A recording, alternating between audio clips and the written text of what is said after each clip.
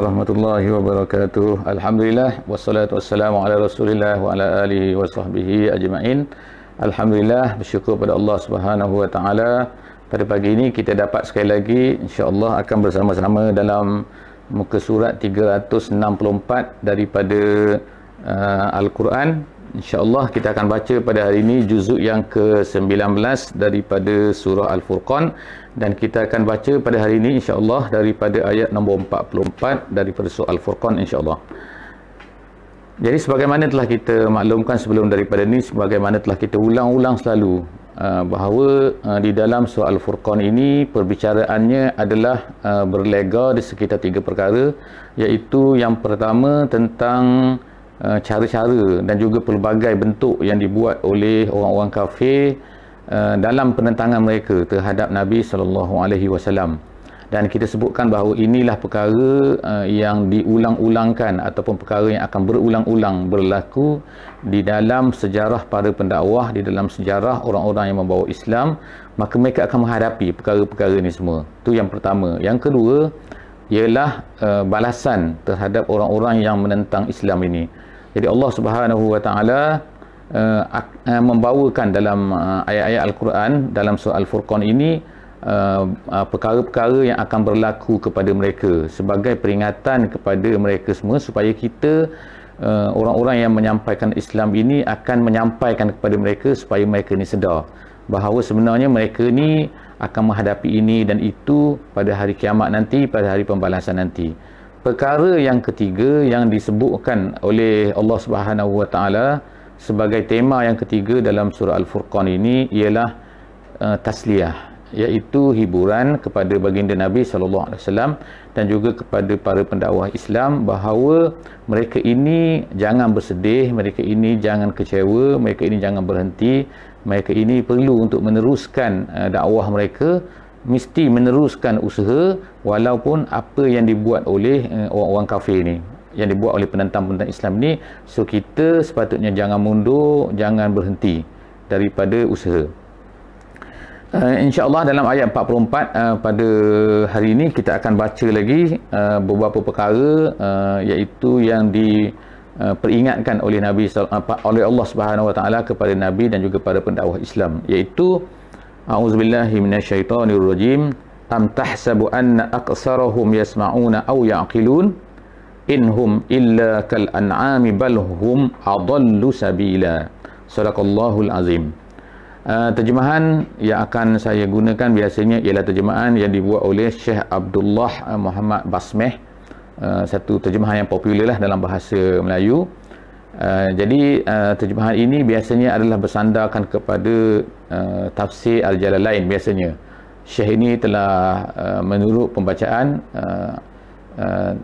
penceritaan tentang Syekh ni, ianya diambil daripada berapa banyak buku-buku saringan daripada buku-buku tafsir yang ada di yang masyhur. Maka Syekh ini telah membuat terjemahan ini. Jadi dalam ayat ini Allah Subhanahu wa taala sebutkan am tahsab, iaitu atau adakah engkau menyangka bahawa anna aksarahum yasma'una aw yaqilun. Itu adalah satu persoalan. Sebab itulah kita baca, saya baca ayat ni ialah macam sama seperti seolah-olah ni adalah persoalan, iaitu adakah kamu menyangka bahawa kebanyakan daripada mereka ini mendengar ataupun faham, memahami. Ta'qilun maknanya menggunakan akal.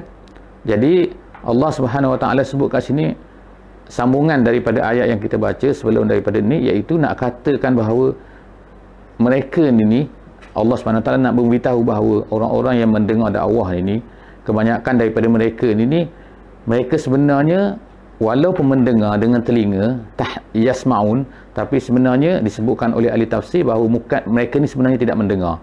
Tidak mendengar artinya ialah mereka mendengar dengan telinga sahaja, tetapi perkara yang mereka dengar itu tak sampai ke hati mereka. Apatah lagi ya'qilun ni ialah sampai kepada pemikiran, maknanya mereka ni berfikir.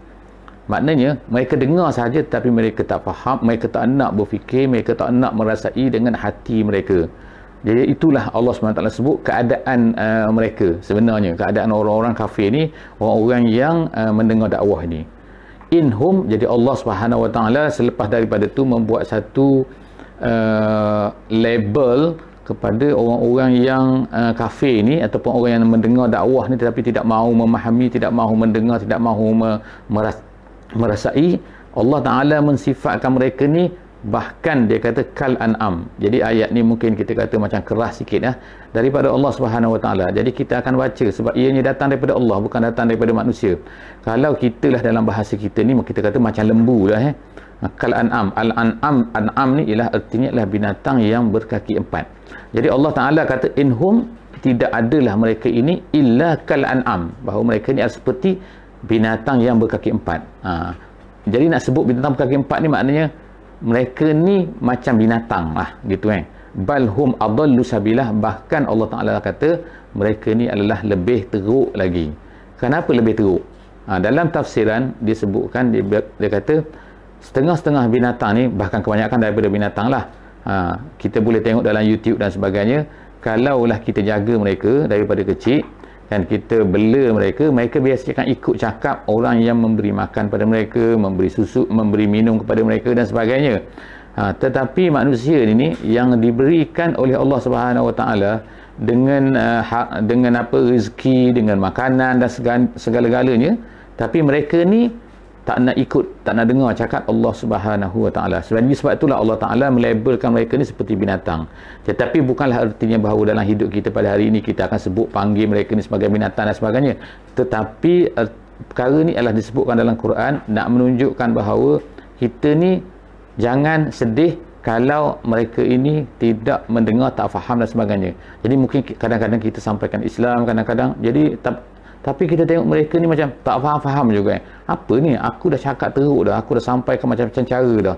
Semua benda, semua teknik yang ada aku gunakan untuk sampaikan Islam ni. Tapi mereka ni macam tak faham-faham juga. Jadi Allah Ta'ala kata, mereka inilah seperti binatang, bal adallu sabila. Mereka ni hum adallu sabila. Seterusnya ialah ayat yang ke-45. Allah SWT sebutkan, alam tara ila rabbik. Adakah tidak kamu melihat kepada Tuhan kamu kaifa maddaz zillah, bagaimana Allah Subhanahu Wa Taala telah memanjangkan bayang. Walau syaa la ja'alahu sakina, kalau Allah Taala kehendaki dia akan jadikan bayang tu tetap bayang tu tidak bergerak. Summa ja'alna syamsa 'alaihi dalila, kemudian Allah Taala menjadikan matahari itu sebagai tanda untuk menunjukkan kepada perubahan bayang-bayang itu. Jadi dalam ayat ini yang pertamanya disebutkan alam tara ila rabbik, tidakkah kamu melihat kepada Tuhan. Melihat kat sini, tara sini ialah bukan tara dengan mata sebab kita tidak melihat Tuhan, itu yang pertamalah. Tapi melihat kat sini ialah ulama kata ialah berfikir. Tidakkah kamu berfikir, tidakkah kamu cuba faham ila rabbika, kepada Tuhan kamu, artinya ialah kepada kekuasaan Tuhanmu. Bukan makna Tuhan kamu, tapi maknanya kekuasaan Tuhan. Maknanya Allah Ta'ala nak suruh kita berfikir, nak suruh kita ni tengok. Tidakkah kamu tengok? Bila kita kata alam tara ni artinya ialah nak suruh, artinya kenapa kamu tak tengok? Gitu kamu tak tengok kepada kekuasaan Tuhan kamu. Apa dia? Dalam ayat ni dia akan sebutkan beberapa perkara. Yang pertama iaitu dia menceritakan dalam ayat ni sahaja tentang azil. Azil ni ialah bayang. Jadi bayang ni bagi kita ni orang yang belajar sains ke, belajar fizik ke kan, kita rasa bayang bila ada cahaya ada bayang kan. Bila tak ada cahaya tak ada bayang gitu. Jadi apa punca cahaya yang paling besar? Iaitu matahari, asyamsu. Jadi asyamsu ni kita akan tengok kan, pokok semua akan ada bayang bila ada matahari. Tapi cuba bila tak ada matahari, maka dia tak akan ada bayang. Jadi sebab itulah disebut summa ja'alna syamsa 'alaihi dalila. Jadi yang menentu wujudnya bayang atau tidak bayang tu ialah bila adanya matahari. Bila malam tak adalah bayang, kecuali ada lampu lah kan. Jadi lampu tu macam matahari lah. Jadi lampu yang terbesar dalam manusia ni ialah semua orang dapat, ada elektrik tak ada elektrik ke, iaitu matahari. Jadi bila matahari ada bayang, yang Allah Subhanahu Wa Taala nak sebut kat sini dalam ayat ni ialah alam tara, iaitu apa? Kaifa maddazillah. Allah Ta'ala telah panjangkan bayang tu. Kita tengok kan, bayang tu dia tidak tetap kan. Sebenarnya bayang tu bergerak. Kalau kita letakkan kayu di atas tengah-tengah matahari itu, pada waktu pagi bayang tu panjang. Kemudian bayang tu mula memendek. Kemudian bayang tu hilang. Kemudian bayang tu keluar pula sebelah sini kan. Jadi kita kata, alah, tu biasa lah kan. Memang kita daripada kecil macam tu kita tengok. Tapi sebenarnya Allah Ta'ala meminta kita supaya fikir benda ni. Allah Ta'ala yang menjadikan matahari itu menjadikan satu benda, oleh kerana ada matahari maka keluarlah bayang tu kan. Tapi bayang, apa kata kalau matahari tu bergerak tapi bayang tu tetap bergerak, tetap macam tu, tak bergerak-gerak, mesti kita dah suspend ni apa benda dah jadi ni kan tapi semua benda tu adalah ada sebabnya, ada hikmahnya supaya kita kena fikir kan. Salah satu daripada tanda kekuasaan Allah Subhanahu Wa Taala. Kemudian ayat 46, summa qabadnahu ilaina qabdan yasira, dan kemudian kami tarik bayang-bayang itu. Jadi yang kata qabadnahu sini, na tu ialah Allah Subhanahu Wa Taala, kemudian hu tu ialah azil tadi tu, iaitu bayang tadi. Jadi Allah Subhanahu Wa Taala mengatakan sini bahawa bayang-bayang itu qabadnahu ilaina. Ke mana dia menghilang? Bayang itu sebenarnya adalah satu makhluk Sebab apa? Sebab esok tak ada dah dia. Esok bayang lain lagi. Bayang tu dah bergerak sebenarnya. Bila matahari tu bergerak, bayang tu dah bergerak. Kita kata tak nampak bergerak sangat pun. Tak, sebenarnya dia bergerak. Bergerak tu ialah tempat dia berbeza maknanya kan. Walaupun pokok yang sama, tapi matahari esok dah lain dah. Sebab kita tahu kan matahari itu akan bergerak. Tak kira di mana juga kita berada. Kita di khatulistiwa ke, kita di hemisfer utara ke, hemisfer selatan ke, musim panas, musim sejuk ke, semua tu sebenarnya bayang itu tidak tetap di satu tempat esok dia panjang, esok dia pendek, kemudian tu dia bergerak sebelah timur, sebelah barat dan sebagainya. Jadi ke mana dia pergi semua tu? Jadi Allah Subhanahu Wa Taala sebut sini qabadnahu. Semua tu adalah Allah Taala yang ambil. Kalau ikutnya ialah dalam asalnya qabadah ni ialah tangan, iaitu kita kempal tu kan, kita pegang betul-betul itu. Itu maksudnya qabadah. Tapi di sini adalah kita panggil mungkin salah satu daripada tashbih kan, kita benda-benda yang masuk dalam perkara-perkara yang tidak boleh kita kita samakan di antara Allah Subhanahu Wa Taala dengan makhluk. Jadi ditafsirkan oleh ulama sebagai tarik, iaitu Allah Taala tarik bayang tu sedikit-sedikit qabdan yasira, dengan beransur-ansur dia bukan serentak. Bukan kalau kita serentak macam tu hilang bayang tu kan. Ni terkejut pula kan, terkejut gila kita kan, pening tu kan. Kenapa pula bayang ni hilang? Tapi Allah Taala ambil sedikit-sedikit. Itu Allah Taala sebut kemudian, wa huwallazi ja'ala lakumul laila libasa wan nauma subata wa ja'ala an-nahara nusyura. 3 perkara dalam ayat 47 ni Allah Taala sebutkan 3 perkara yang besar di dalam kekuasaan dia, tanda-tanda kekuasaan dia, iaitu yang pertama yang pertama ialah al-lail, malam. Yang kedua ialah an-naum, tidur, dan kemudian yang ketiga ialah an-nahar, iaitu siang hari. Jadi manusia ni kan, kita tengok kita ada siang, kita ada malam, kemudian kita ada tidur. Jadi Allah SWT sebutkan sini semua supaya kita ni berfikir kan, kenapa dijadikan malam dan juga siang? Kenapa tak jadikan siang berterusan, ataupun tak jadi malam berterusan, ataupun tak jadikan bagaimana kan? Tak, Allah Ta'ala jadikan malam itu dia gelap. Malam tu gelap, jadi gelap tu sebagai apa? Dia sebutkan sini libasa. Libasa ni artinya pakaian, artinya. Jadi dia ni adalah perumpamaan kan. Pakaian seolah-olahnya iaitu kalau kita pakai, kenapa kita pakai pakaian? Sebab dia untuk menutup aurat, untuk menutup something yang kita tak suka orang tengok kan.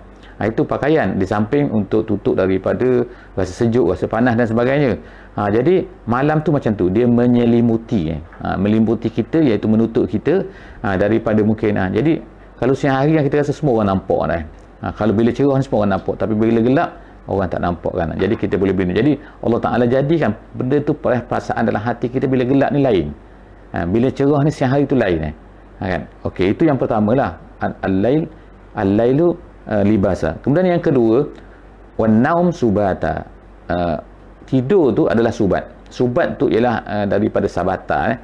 Sabata ni bahasa Arabnya artinya ialah dia putus, maksud al-qat'u. Al-qat'u ni maknanya daripada benda tu berjalan, dia putus, berhenti. Daripada benda tu, kata kita buat satu benda, tiba-tiba kita stop, kita tak buat. Jadi Allah Ta'ala jadikan an-naum subata. Kalau dulu orang tahunya tidur lah kan, tidur ni tidur senyap lah kan. Tetapi ahli-ahli kajian pula ni yang buat kajian sekarang ni kan tentang tidur manusia, anggota manusia dan sebagainya, maka dia telah melihat bahawa kan, bila tidur ni yang kita panggil sleep ni, ialah sebenarnya semua benda tu akan stop tak bekerja. Otak tak bekerja, ni tak bekerja. Yang bekerjanya benda-benda penting saja dalam tubuh manusia. Apa jantung penting lah kan, darah tu penting lah kan tapi yang lain-lain tu tak bekerja. Jadi sebab itulah kita dapat kerehatan. Walaupun kita dapat sikit sleep ni kan kita panggil sekejap je sleep kan, kita boleh dapat sleep tengah hari seperti Qailullah kan. Ataupun kalau kita bawa kereta kan, kita penat, kita berhenti rehat, kita tidur sekejap, dia akan release kita punya tension kan, release kita punya perasaan tu kan. Sebab apa? Sebab tidur ni adalah sebenarnya dia stop. Jadi sebab tu orang sains kan, saintis yang buat komputer, dia buat pula satu benda, iaitu komputer tu tidak ada tidur kan. Jadi bila tidur tu dia boleh save bateri dia. Kenapa tidur boleh save bateri? Sebab dia akan stop semua sekali, dia tak jalan semua sekali, kecuali benda-benda yang sangat penting saja, tak bagi mati je. Jadi sebab itulah orang yang tidur, dia macam orang mati lah, dekat-dekat dengan adik-beradik mati. Dia tak sedar apalah, kita buat apa-apa dia tak sedar kan. Cuba tanya kan, orang katakan nama dia orang pakar matematik katakan, masa dia tidur 1+1 berapa, dia tak jawab. Sebab apa? Sebab dia tidur, dia tak dengar, dia tak semua kan, kecuali bunyi yang kuat sekali pun barulah dengar jam loceng kan dan sebagainya lah. Tapi ada orang tidur bunyi jam loceng, bunyi apa pun kan, rumah runtuh, rumah terbakar pun dia tak sedar juga kan. Dia kena sepak jiru air, mungkin barulah dia sedar kan. Itu maknanya subata, dia stop semua benda. Kemudian wajah ala nahara nusyura. Nusyura ni ialah bangkit, keluar, bergerak kan, harakah gitu kan, dan juga buat kerja. Jadi Allah Ta'ala jadikan siang hari ni matahari naik, matahari jatuh kan, malam siang tu. Jadi bila siang tu untuk apa? Untuk buat kerja. Supaya kita nampak orang mudah kan. Manusia pergi ke ladang, pergi ke kilang, pergi ke apa kan, dia perlukan kepada, dia tengok matahari kan, cerah kan. Okey. Kemudian seterusnya ialah Allah SWT sebut ayat 48 pula. Wa huwa allazi arsala riyaha bushran baina yaday rahmatih wa anzalna minas samaa'i ma'an tahura. Dan dialah yang mengirimkan angin bushra, iaitu sebagai khabar gembira baina yaday rahmatih, di hadapan rahmatnya, di hadapan makna sebelum datang rahmatnya. Jadi apa yang disebutkan kat sini ialah kalau kita lah kan, bila kita tengok angin, kita pun rasa ada tanda sesuatu benda kan. Bila kita tengok awan, maka kita akan rasa sesuatu benda. Satu benda apa? Iaitu hujan nak turun. Jadi hujan bagi kita, mungkinlah kita katakan kita di tempat tropika ni, kita rasa hujan, kita tak suka sangat hujan. Tapi bagi petani-petani dia sangat penting. Bagi orang yang duduk di padang pasir, dia sangat penting. Jadi kita jangan fikir kita sajalah kita susah hujan, nak pergi ke kedai susah. Tapi sebenarnya hujan tu adalah baik untuk manusia, baik untuk bumi. Sebab apa? Kalau tak ada hujan, rumput-rumput akan kering, bila kering ni akan terbakar dan macam-macam sekali kan. Jadi kita ni, kita rasa tak suka hujan, tapi petani-petani, orang yang tanam tanaman, dia suka hujan. Jadi kita kata buat apa untuk dia, baguslah. Tapi kita, bukankah kita ni makan makanan yang ditanam oleh mereka? Kalaulah tak ada benda tu, semua benda ni, rumput tak ada, macam mana lembu nak hidup? Macam mana kita nak makan burger? Betul tak jadi kalaulah kata padi tak tumbuh, macam mana kita nak makan nasi? Kalau gandum tak tumbuh, macam mana kita nak makan roti? Semua benda tak dapat kalau tak ada hujan. Jadi hujan sangat penting lah. Sebab itulah orang tak hidup di padang pasir. Walaupun luas, orang tak hidup di padang pasir.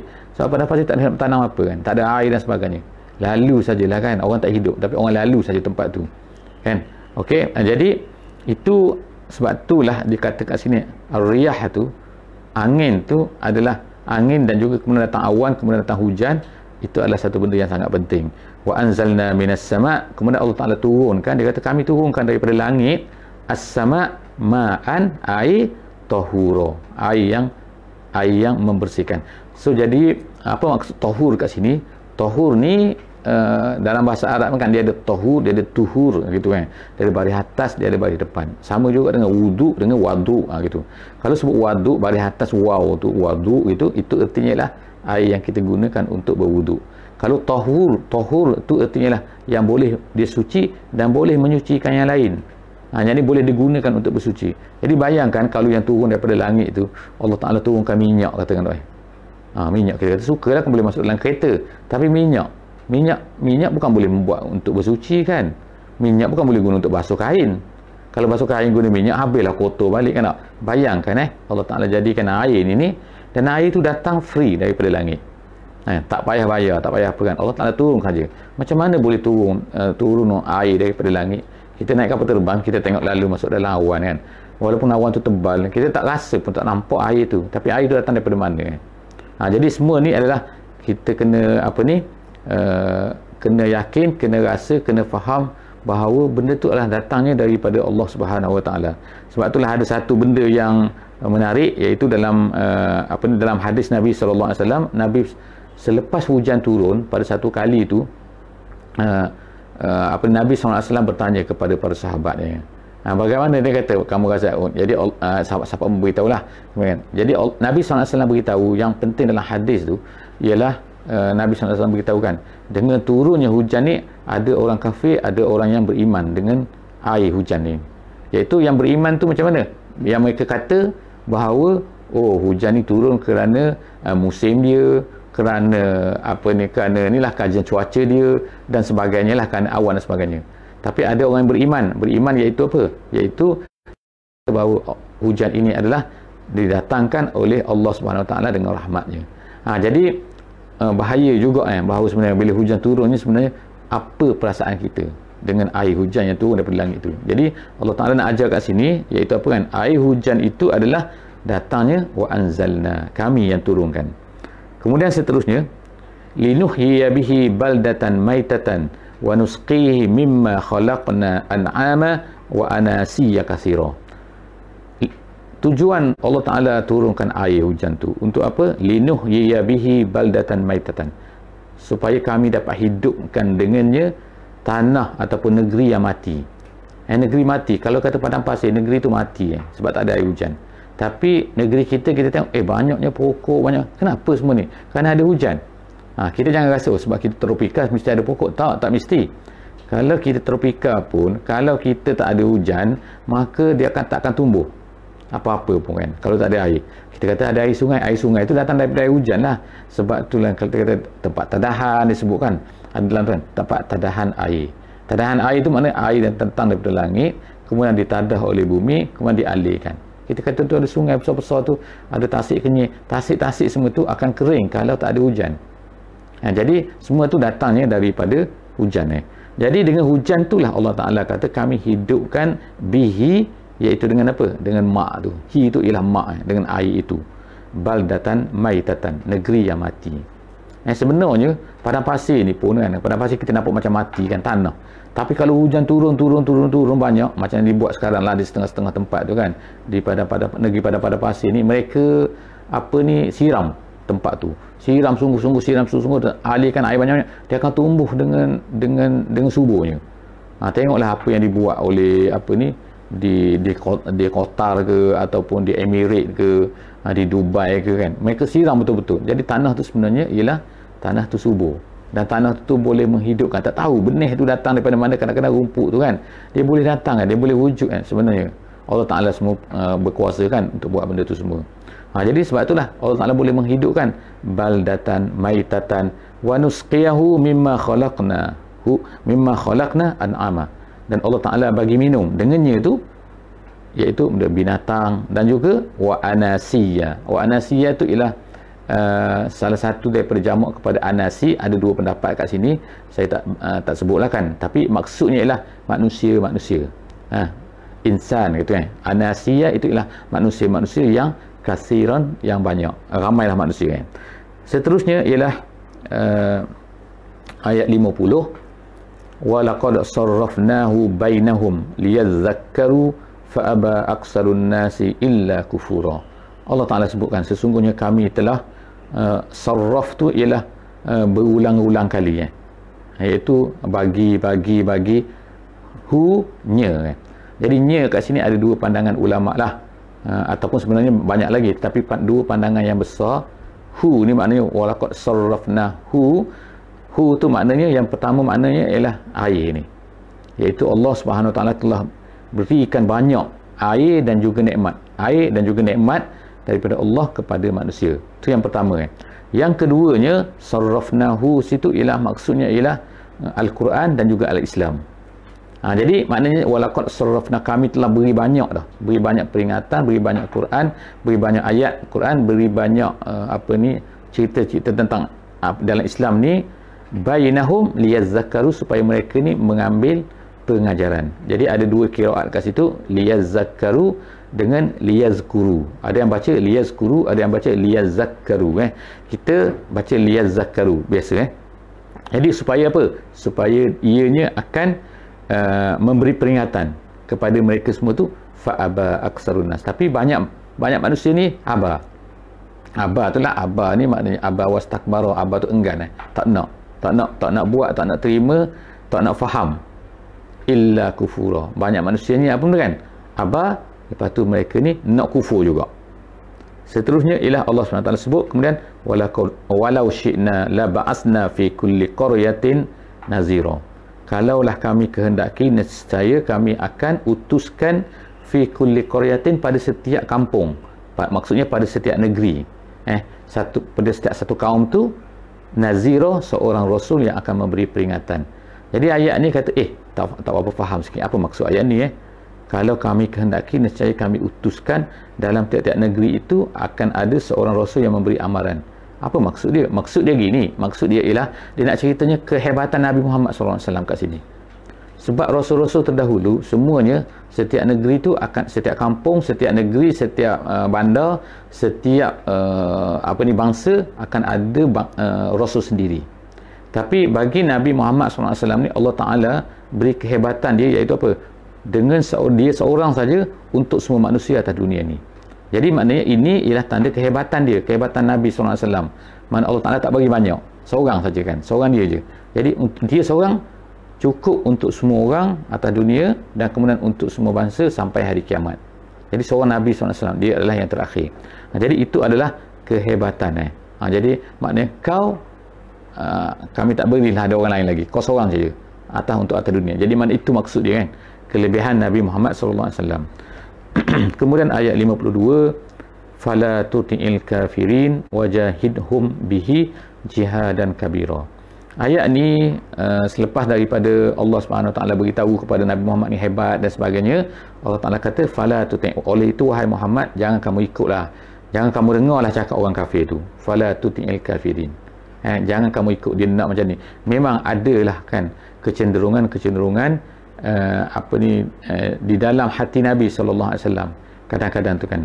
Jadi sebab itulah Allah Ta'ala banyak menceritakan, sebagai contohnya ayat waddu law tudhinu fayudhinun, contohnya, iaitu mereka menawarkan kepada Nabi macam-macam benda. Tetapi Allah Subhanahu Wa Ta'ala ingatkan Nabi kan, fala tuti'il kafirin.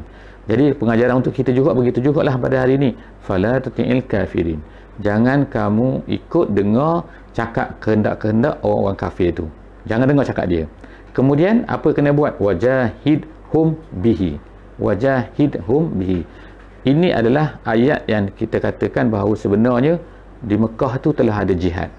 Di Mekah telah ada jihad. Cuma jihad di Mekah ni bukannya jihad dengan senjata, bukan angkat parang, bukan angkat senapan, bukan angkat benda semasa di Mekah. Tetapi di Mekah telah ada jihad. Jadi maksud jihad sini ialah apa? Jihad, sebab itulah ulama-ulama mengatakan maksud jihad itu sebenarnya luas. Jihad tu artinya ialah buat kerja bersungguh-sungguh sampai habis tenaga yang kita mampu. Itu nama dia jihad. Jadi Allah Ta'ala kata sini wajahidhum bihi, hendaklah kamu berjihad melawan mereka, menghadapi mereka, menghadapi orang kafir itu, bihi, dengannya. Jadi ayat tu pendek kan, tapi maknanya itu banyak sebenarnya. Hendaklah kamu berjihad menghadapi mereka dengannya. Dengannya situ ialah Al-Quran. Jadi sebab itulah ayat yang tadi tu, yang sebelum tadi tu, ulama-ulama kata maknanya ialah Al-Quran. Kami telah berikan Al-Quran. Kenapa? Kan ayat ni. Jadi hi banyak kan, hi. Sebab tu kadang-kadang kita nye nak pergi ke mana nye tu. Jadi nye kat sini ialah maksudnya Quran. Jadi gunakanlah Quran untuk menghadapi orang kafir tu dan buat kerja sungguh-sungguh menghadapi mereka. Jihad dan kabira, itu nak takkid lagi, sungguh-sungguh lagi. Kemudian Allah Subhanahu Wa Taala sebutkan dalam ayat seterusnya, iaitu ayat 53. InsyaAllah kan, kita ada sikit lagi insyaAllah harap bersabarlah, kan panjang sikit, iaitu Allah Ta'ala ceritakan pasal kuasa-kuasa dia lagi, kuasa Allah Ta'ala lagi, iaitu apa? Marajal bahrain huwallazi wa huwallazi marajal bahrain haza azbun furatun wa haza milhun ujaj, iaitu Allah Ta'ala jadikan air ni dua jenis, air laut lah maksudnya kan, air yang luas maknanya, iaitu yang pertamanya air yang boleh diminum, yang dipanggil sebagai azbun furatun. Furatun sini bukannya sungai Furat. Furat ni artinya ialah maknanya yang boleh memuas, yang menghilangkan dahaga. Ada air boleh menghilangkan dahaga, iaitu air yang air sungai lah kita katakan, air sungai, air yang tawar kan. Ada air yang laut, air masin ini kita tak boleh menghilangkan dahaga. Kita minum banyak, kita makan dahaga. Cubalah minum air laut. Orang tak boleh minum pun air laut. Tapi masing-masing tu ada kebaikan dia, ada kelebihan dia. Kalau tak ada laut, tak ada garam, macam mana kita nak mempreservekan mempreservekan itulah kan, nak simpan garam, nak simpan benda kan. Jadi air laut ni kan, oleh kerana dia masin, maka dia boleh untuk kita buat ni kan, buat kita panggil memeliharakan makanan kan, menyimpan makanan dan sebagainya. Kerana masin tu kita boleh ambil garam daripada situ kan. Kalau ada apa-apa mati pun dalam tu, dia tak akan busuk. Jadi kita tengok kan kelebihan air laut. Kemudian air tawar pula kita boleh minum, kita boleh proses, kita buat macam-macam benda dengan air tawar ni. Jadi nampak tak dua benda tu kan, air tu. Dan Allah Ta'ala sebut ke sini, itulah salah satu daripada kekuasaan dia. Daripada mana garam tu? Cuba kita kan nak menggaramkan air sikit, satu beldi pun kita nak menggaramkan dia sangat susah kan. Jadi Allah Ta'ala sebutkan bahawa benda ni dijadikan macam tu je. Dia jadi masin.